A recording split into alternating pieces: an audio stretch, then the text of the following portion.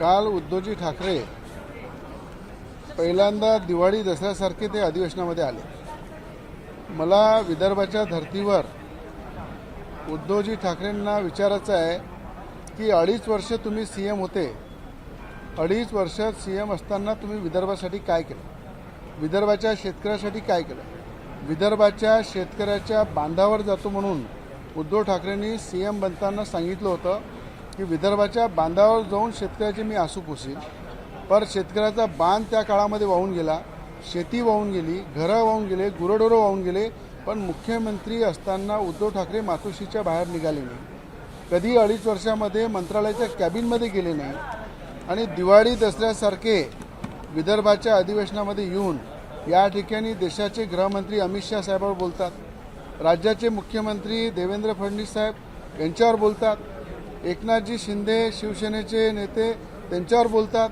तर मला हे विचारायचं आहे की उद्धव ठाकरेजींना तुम्ही 2.5 वर्ष सीएम असताना तुम्ही विदर्भासाठी काय केलं, विदर्भाच्या जनतेसाठी काय केलं. तुम्ही फक्त सीएम असताना पॉवरवर काय केलं. रवी राणा, नवनीत राणाला जेलमध्ये टाकण्याचं काम केलं. नारायण राणे साहेबांवर अनेक कारवाया केल्या, नितेश राणेंवर कारवाया केल्या.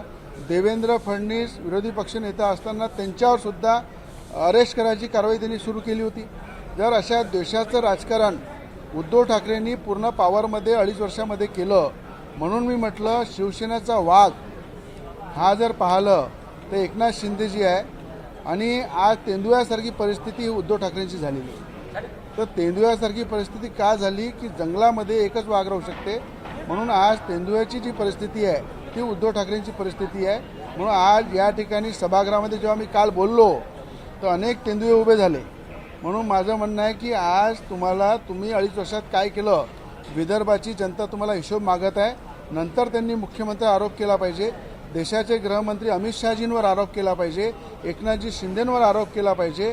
काल उद्धव ठाकरे जेव्हा साईन करत होते अधिवेशनामध्ये येऊन पहिल्यांदा आले ते त्या ठिकाणी साईन करताना असं वाटत होतं की राज्यपालासमोर साईन करत आहे.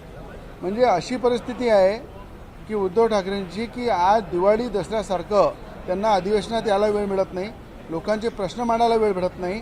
तर अशा प्रकारचं काम करणारा व्यक्ती तो विदर्भामध्ये येऊन विदर्भाच्या नेत्यांवर किंवा महाराष्ट्राच्या नेत्यावर टीका करू शकत नाही.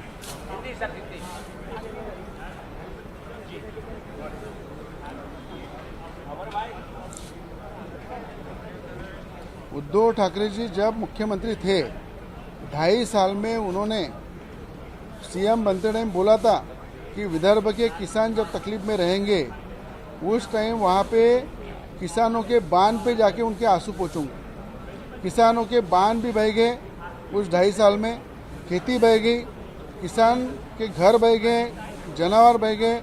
उसके बाद भी पूरे 2.5 साल उद्धव ठाकरे जी का पता नहीं था. 2.5 साल उन्होंने विदर्भ में पैर रखा नहीं. मुख्यमंत्री रहते टाइम सिर्फ क्या किया, द्वेष का राजकारण किया. मुझे अंदर डाला, नवनीत राणा को अंदर डाला, नारायण राणे साहब को तकलीफ दी, नितेश राणे जी को तकलीफ दी, एकनाथ जी शिंदे जी को तकलीफ दी, देवेंद्र फडणवीस साहब को भी अरेस्ट करने की उन्होंने तैयारी की थी. तो ये सब देश का राजकारण उद्धव ठाकरे ने किया है. विदर्भ के आज यहाँ पे धरती पे अधिवेशन चल रहा है, अधिवेशन में आने को उनको टाइम नहीं है. किसानों के बारे में, जनता के बारे में विषय रखने के लिए उनके पास टाइम नहीं है. और यहाँ आके मुख्यमंत्री पे टीका करते.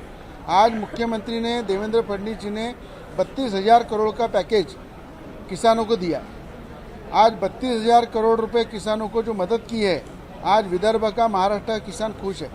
उसी तरह उन्होंने कर्ज माफ़ी का भी रणनीति शुरू की है. आने वाले टाइम में कर्ज माफ़ी भी किसानों की होने वाली है. पर आज यहाँ पे आके देश के गृहमंत्री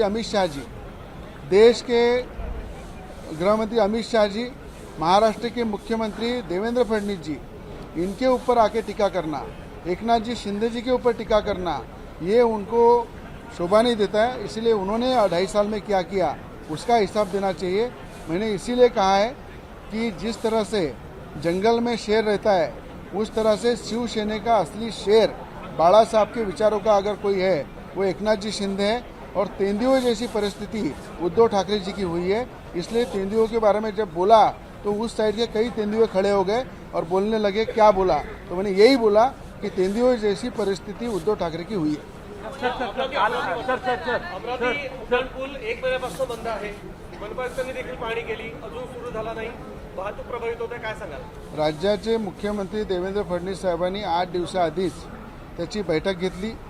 50 कोटी रुपयापैकी 17 कोटी निधी मंजूर केला आणि त्या ठिकाणी पुलाचं लवकर टेंडर होणार आहे आणि काम चालू होणार. रेल्वे विजय वडेट्टीवार असे म्हणाले की नवनीत राणा यांच्या घरी 5-6 बिबटे सोडा. विजय वडेट्टीवार साहेबांना माझं म्हणणं आहे ते विदर्भाचे आहे. ज्या परिसरामधून ते निवडून येतात त्याच्या आजूबाजूला पण खूप बिबटे आहे. तर त्यांना असं वाटलं तर सरकारकडनं परमिशन द्या.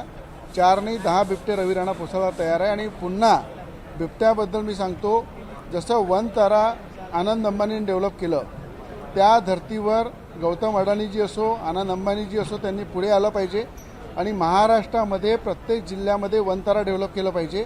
त्या ठिकाणी वनतारा डेव्हलप करून त्या ठिकाणी बिबट्याला सुरक्षित ठेवलं पाहिजे, जेणेकरून इथलं पर्यटनसुद्धा वाढेल आणि जनावरंसुद्धा चांगल्या प्रकारे सुरक्षित राहील. म्हणून आवाहन करतो की सरकारने त्यांना बोलवलं पाहिजे, त्यांना जिल्ह्यामध्ये जागा उपलब्ध करून दिली पाहिजे आणि वनताराच्या धर्तीवर आनंद अंबानी आणि गौतम अडाणींनी या ठिकाणी वनतारा डेव्हलप केलं पाहिजे.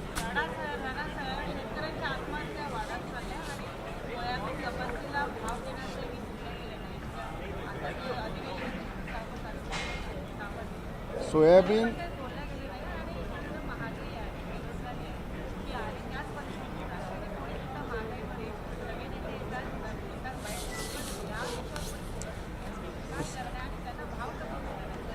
असं आहे, महाराष्ट्रामध्ये पहिले मुख्यमंत्री आहे देवेंद्र फडणवीस यांनी 32,000 कोटीचा पॅकेज या ठिकाणी महाराष्ट्राला दिला आहे. निसर्गाने साथ दिली नाही. निसर्गाने साथ दिल्यामुळं शेतकऱ्याची पूर्ण जमीन उद्ध्वस्त झाली, पीक उद्ध्वस्त झाले. कापूस असो, सोयाबीन असो, संत्रा असो, तूर आहे, मूग आहे, ज्वारी आहे, मका आहे, सगळ्या पिकांबद्दल सरकारला सुद्धा चिंता आहे की भाव मिळत नाही. म्हणून सरकारला मी स्वतः केलेली आहे की पेरणीपासून तर कापणीपर्यंत जो खर्च शेतकऱ्याला येतो त्याचा 1.5 हमी भाव हा शेतकऱ्यांना मिळाला पाहिजे. आणि ज्या ठिकाणी जेवढ्या APMC आहे त्या APMCमध्ये खऱ्या अर्थानं काही व्यापारी त्या ठिकाणी येऊन आपला कब्जा करतात, त्या व्यापाऱ्यांना बाहेर काढलं पाहिजे आणि शेतकऱ्याचा माल APMCमध्ये ठेवला पाहिजे आणि पेरणीपासून तर कापणीपर्यंत 1.5 हमी भाव हा शेतकऱ्याला मिळाला पाहिजे.